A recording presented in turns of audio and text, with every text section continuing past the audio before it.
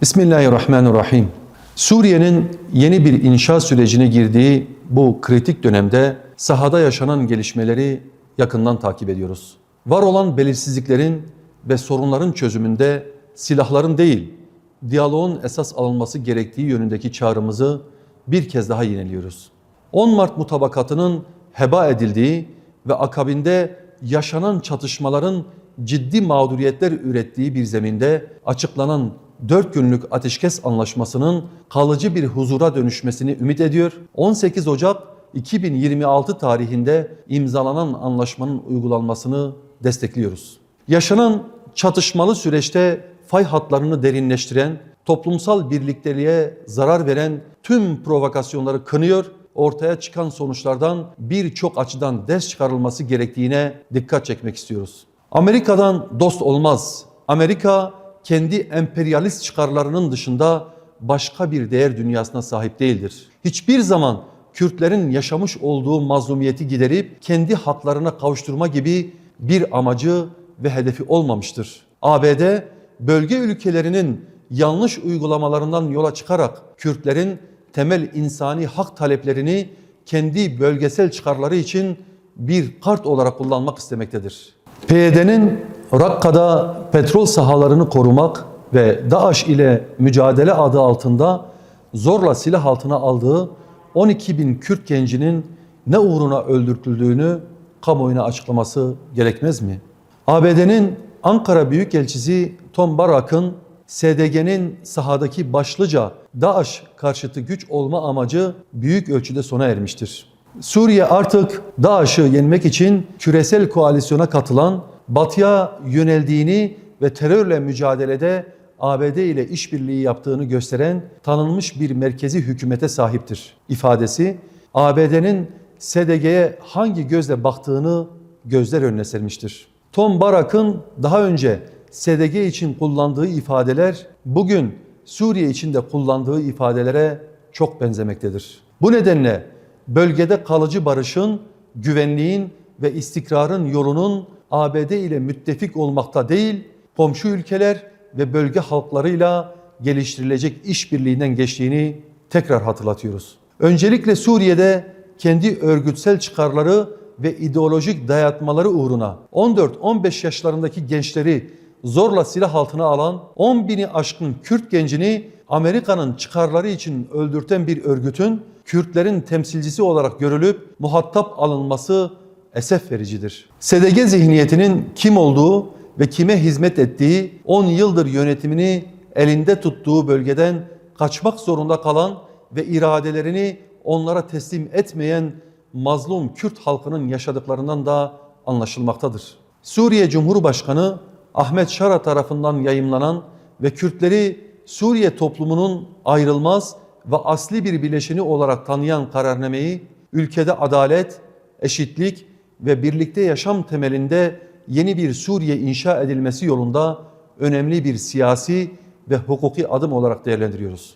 Bu karar uzun yıllar boyunca Kürt halkına yönelik uygulanan inkar, asimilasyon ve dışlama politikalarının aşılması açısından tarihi bir eşik niteliğindedir. Bu nedenle Suriye'de yaşayan Kürt halkının temel haklarının gözetilmesi ve bu hakların anayasal güvenceye kavuşturulması mutlaka sağlanmalıdır.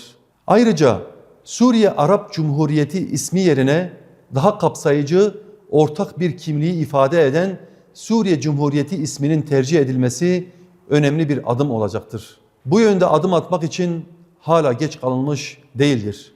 İslam'ın insanı merkeze alan ve adalet ilkesine dayanan yönetim anlayışı Suriye'nin geleceğinin en güçlü teminatı olacaktır. Gazze'de 10 Ekim'de ilan edilen ateşkes anlaşmasının ikinci aşaması başlamış olmasına rağmen işgalci Siyonist terör rejimi birinci aşamada üstlendiği yükümlülükleri dahi yerine getirmemiştir. İnsani yardım girişleri ciddi biçimde kısıtlı tutulmakta, konteynerların Gazze'ye girişine izin verilmemesi nedeniyle yüz binlerce insan derme çatma çadırlarda kışı geçirmek zorunda bırakılmaktadır. Mevcut şartlar altında 30'dan fazla sivilin soğuk nedeniyle hayatını kaybettiği teyit edilmişken, buna rağmen Gazze'ye yönelik saldırılar ve sivil ve yerel yetkilileri hedef alan suikastler devam etmektedir. Ateşkes hükümleri açıkça ihlal edilmesine rağmen işgal rejimi yetkililerinin hiçbir yaptırımla karşılaşmaması bu ihlallerin sistematik şekilde devam etmesine yol açmaktadır. Siyonist terör rejimi yetkilileri ikinci aşamanın yalnızca sembolik olacağını ve Gazze'den çekilmeyeceklerini açıkça beyan etmekte. Bu açıklamalar ateşkesin samimiyetsizliğini gözler önüne sermektedir. Gazze Anlaşması'nın başarıya ulaşmasının tek yolu işgalci rejime karşı caydırıcı ve bağlayıcı bir uluslararası tepkinin ortaya konulmasından geçmektedir. Ancak garantör ülkeler gelinen aşamada Gazze'ye konteyner girişini dahi sağlayamamış, insani yardımının önündeki engelleri kaldıramamıştır. Bundan sonraki süreçte hiçbir kısıtlamaya izin verilmemeli. İnsani yardım başta olmak üzere Gazze halkının insani hayat şartlarına ve refaha kavuşması için gerekli tüm adımlar kararlılıkla atılmalıdır. Bugün Gazze halkının en acil ve öncelikli ihtiyacı barınabileceği konteynerlardır. Bu ihtiyacın karşılanması için gerekirse fiili ve caydırıcı tedbirler devreye sokulmalıdır.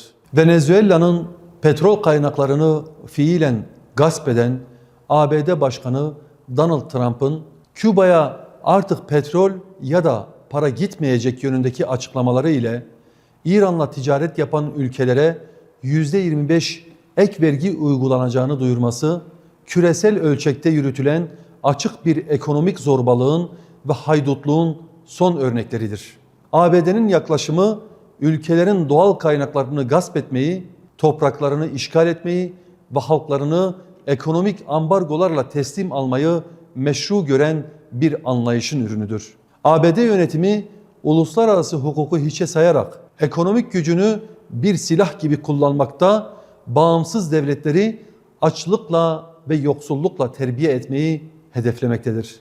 Venezuela, Küba ve İran'a yönelik bu uygulamalar yalnızca bu ülkeleri değil, egemenlik ilkesini, devletlerin eşitliğini ve uluslararası hukuk düzenini doğrudan hedef almaktadır. Tek taraflı yaptırımlar, keyfi vergi tehditleri ve ekonomik kuşatma politikaları modern dünyanın kabul edemeyeceği bir küresel zorbalık rejimi inşa etmektedir. Bugün yaşananlar güçlü olanın hukuku dayattığı, zayıf olanın ise cezalandırıldığı bir orman karuna dönüşüm sürecidir. Bu gidişat durdurulamadığı takdirde hiçbir ülke ekonomik ve siyasi egemenliğinin güvende olduğundan söz edemez. Dünya, uluslararası hukuku yok eden bu küresel zorbalığa karşı birleşmeli, halkların iradesini, devletlerin egemenliğini ve ülkelerinin kendi kaynakları üzerindeki tasarruf hakkını savunmalıdır. Uluslararası toplum da ekonomik ambargoları bir silah olarak kullanan bu anlayışa karşı ortak ve kararlı bir duruş sergilemek zorundadır.